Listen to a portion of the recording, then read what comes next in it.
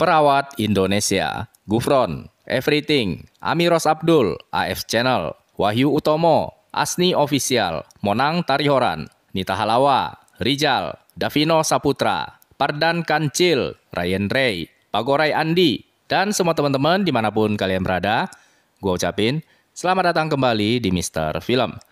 Kita kembali ngebahas sebuah film bertema bertahan hidup, di mana film ini menceritakan tentang seorang kakek tua, kapalnya karam, dan ia harus terapung sejauh 2.735 km di atas lautan Samudra Hindia. Judul filmnya adalah All Is Lost, rilisan tahun 2013. Film survival yang satu ini adalah salah satu film bertahan hidup yang paling unik, karena sepanjang durasi film, si kakek hanya berbicara beberapa kali saja. Buat teman-teman yang baru pertama kali nemuin channel Mister Film, gue ucapin salam kenal. Selesai nonton ini, silahkan kalian kepo-kepoin juga alur cerita dari Mister Film yang lainnya. Sebelum videonya dimulai, gue sebagai narator wajib ingetin ke teman-teman semua, kalau ini adalah sebuah konten spoiler. Buat yang kepingin ngasih donasi, kalian bisa pencet tombol terima kasih. Kalau kalian nggak punya masalah dengan spoiler. Yuk, mari kita mulai. Di suatu titik bahari di Samudra Hindia, seorang pria tua yang sedang tertidur, namanya adalah John, tiba-tiba saja terperanjat dan terbangun, mendengar suara gemuruh yang memecah kesunyian. Ternyata lambung kapal John telah dihantam oleh sebuah kontainer besi. John menurunkan layar dan berusaha mendorong kontainer itu menjauh dari kapalnya.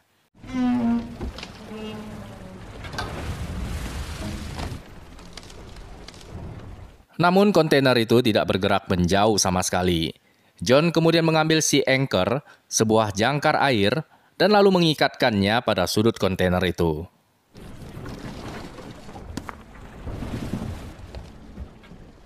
Parasut bawah air itu pun tampaknya bekerja dengan sangat baik. Kontainer dalam seketika terbawa oleh arus air laut dan langsung menjauh dari badan kapal. Namun, kerusakan sudah terlanjur terjadi. Lubang sebesar kurang lebih 1 meter menganga lebar di sisi sebelah kanan kapalnya si John. Kontainer yang sedang mengapung di laut itu bisa saja tenggelam setiap saat. Namun terlepas dari sebesar apapun resiko yang ada di depannya, sebagai seorang pelaut, John tidak bisa membiarkan jangkar air itu tertambat begitu saja di sisi pojokan kontainer besi tersebut.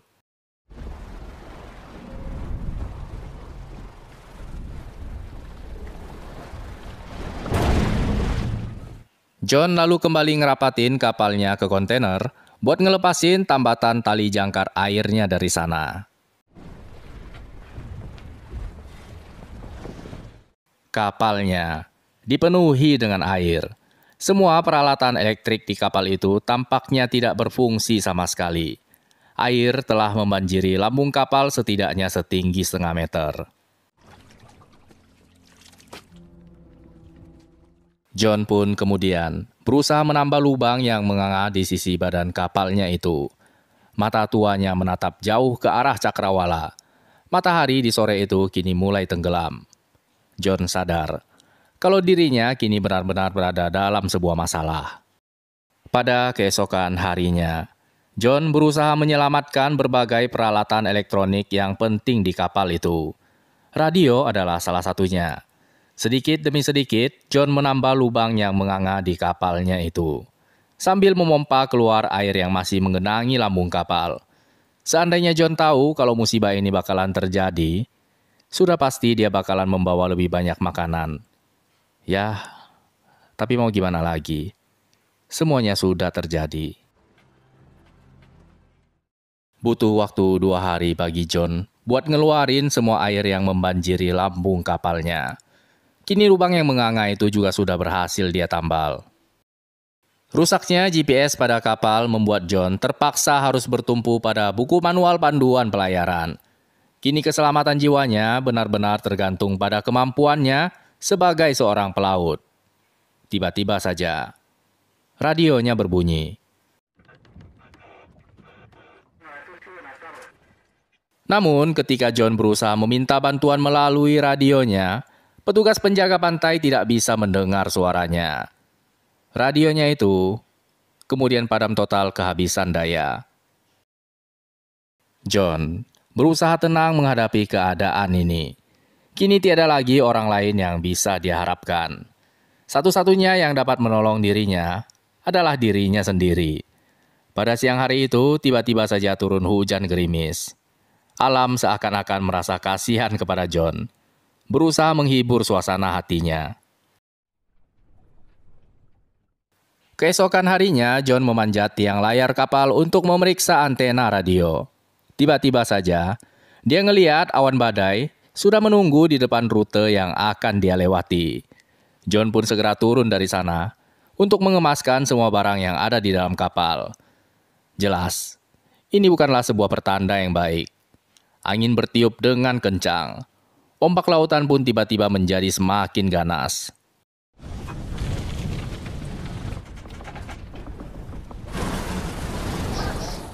John tidak punya pilihan lain selain berlayar menembus badai yang sedang berlangsung itu. Dia langsung mempersiapkan dirinya untuk menghadapi kemungkinan yang terburuk. Hanya dengan mengenakan jas hujan dan sebuah sabuk keselamatan, John kembali naik ke geladak kapal untuk bertarung melawan badai itu.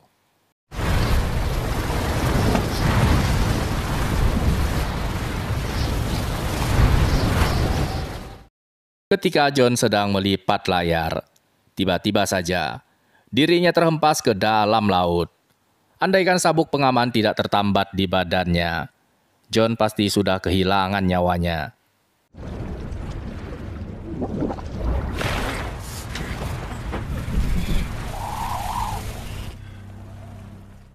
Dengan segenap tenaganya, John berjuang untuk naik kembali ke atas kapal. Dia kembali melipat layar dan lalu segera masuk ke dalam kabin. Ya, setidaknya John sudah berusaha sekuat tenaganya. Namun memang mustahil manusia dapat melawan kekuatan alam. Tubuhnya benar-benar kehabisan tenaga. Ketika John baru saja merebahkan badannya, tiba-tiba saja kapalnya itu digulingkan oleh ombak. John sangat terkejut melihat geladak kapalnya kini berada di bawah air. Namun, untung saja ombak kembali menghantam dan menggulingkan kapalnya sekali lagi, mengembalikannya ke posisi semula. Meskipun telah kehabisan tenaga, namun John memaksakan diri menyeret langkahnya. Dia harus memeriksa keadaan kapalnya itu. Gelombang tinggi menghantam geladak. John kembali terhempas ke dalam laut. Kapal itu terguling sekali lagi. Ketika kapal kembali ke posisi semula, John ngelihat tiang layar sudah bengkok dan sama sekali tidak bisa dipergunakan lagi. Dengan sangat terpaksa, John memotong tali pengikat layar supaya kapalnya itu tidak segera karam. Kapal benar-benar rusak parah. Lubang yang baru saja ditambal sama John kini kembali menganga lebar.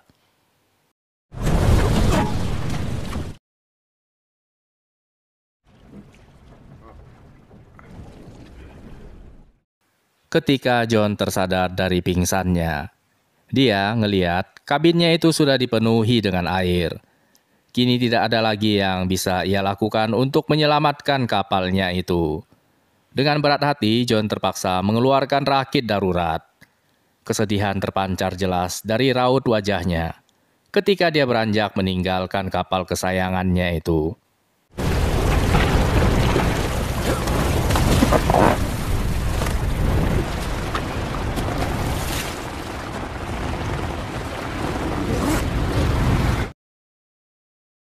Setelah badai usai, John kembali naik ke atas kapalnya. Dia berusaha ngumpulin semua benda yang bisa ia pergunakan untuk bertahan hidup. Kapal ini bisa karam kapan saja.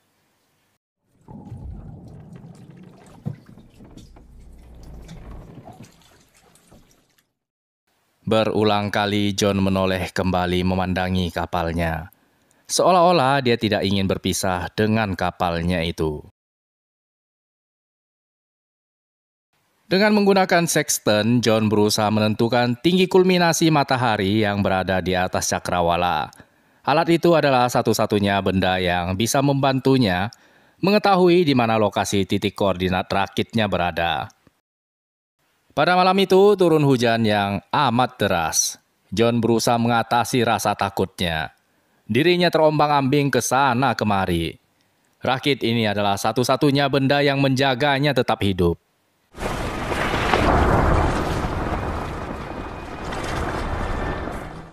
Tiba-tiba saja rakitnya terbalik. John berjuang sekuat tenaganya mengembalikan rakit itu ke posisi semula. Untung saja ada sebuah tali yang dirancang khusus untuk membalikkan rakit apabila terguling. Dengan sisa tenaganya, John berusaha kembali naik ke atas rakit.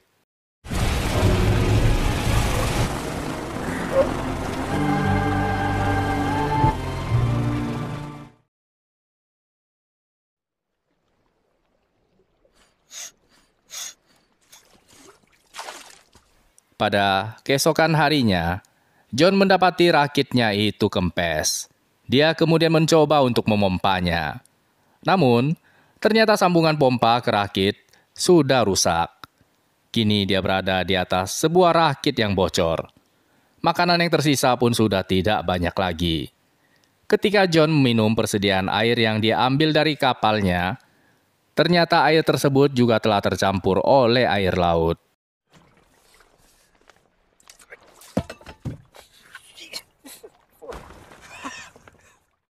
John benar-benar berada dalam sebuah masalah besar. Keadaan seolah-olah tidak menaruh belas kasihan kepadanya. Kapalnya karam, rakitnya bocor, makanannya sudah hampir habis. Dia bahkan tidak punya air minum. Tiba-tiba saja, John menyadari kalau dia bisa menyaring air laut dengan memanfaatkan panas sinar matahari.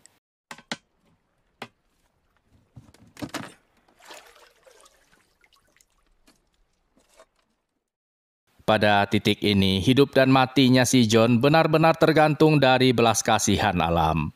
John mencoba untuk menangkap ikan dengan menggunakan peralatan memancing yang ada di dalam kantong peralatan survivalnya. Setelah seharian menyaring air laut, akhirnya John berhasil mendapatkan beberapa teguk air tawar yang bisa ia minum. Pada sore hari itu, John melihat sebuah kapal kargo yang melintas tepat di depannya. Dia segera menyalakan suar dan berteriak sekuat tenaganya untuk meminta tolong.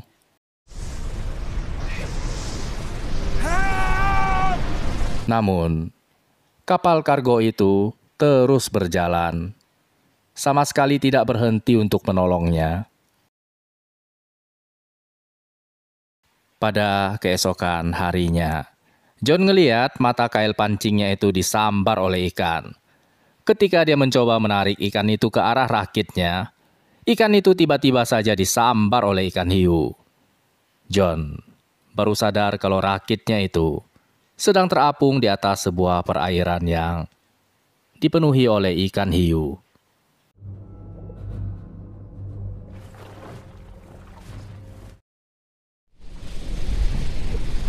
Pada malam harinya, sebuah kapal kargo kembali melintas di depan rakitnya si John. Tanpa membuang-buang waktu, John segera menembakkan suar untuk meminta pertolongan. Namun, lagi-lagi usahanya itu berakhir sia-sia. Kapal pengangkut kargo itu tidak mau berhenti menolongnya. Keesokan harinya, John kembali mencari tahu di mana titik koordinat rakitnya sekarang berada. Ternyata rakitnya itu sudah terbawa arus laut keluar dari perairan internasional. Pupus sudah kini harapannya. Tidak ada lagi manusia yang bisa menolongnya. Dirinya tertunduk lemas. Dia menulis selembar surat dan kemudian memasukkannya ke dalam sebuah botol kaca. John lalu melemparkan botol itu ke laut. Itu adalah pesan terakhir darinya. John mempersiapkan dirinya untuk menghadapi kematian. Pada malam hari itu, ketika John sedang terbaring lemas, dia ngelihat sebuah cahaya dari kejauhan. John segera menyobek beberapa lembar kertas dan membakarnya di atas wadah jerigen plastik. Secercah cahaya dari kejauhan itu adalah sebuah harapan terakhir baginya. Rakitnya itu langsung termakan oleh api. John terpaksa harus nyemplung ke dalam laut. Pupus sudah semua harapannya. Tidak ada lagi yang bisa dia lakukan.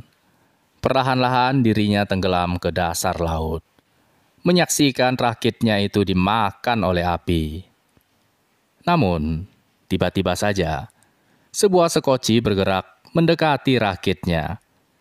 Kakek tua ini berjuang sampai titik darah penghabisan.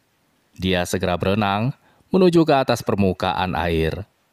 Dan kemudian diselamatkan oleh seorang nelayan. Usaha memang tidak pernah mengkhianati hasil. Terima kasih banyak teman-teman. Sampai berjumpa lagi di alur cerita film selanjutnya.